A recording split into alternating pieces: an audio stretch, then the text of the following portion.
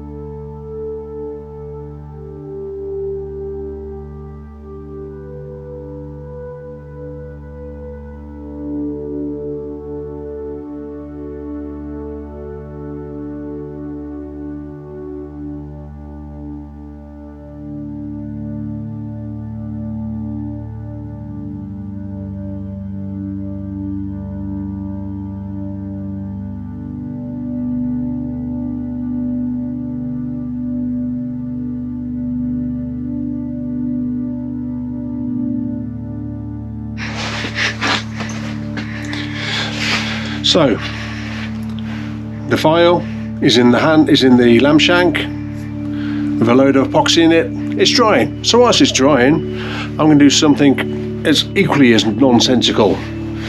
I've got these things. These are brass connectors for plumbing, different sizes,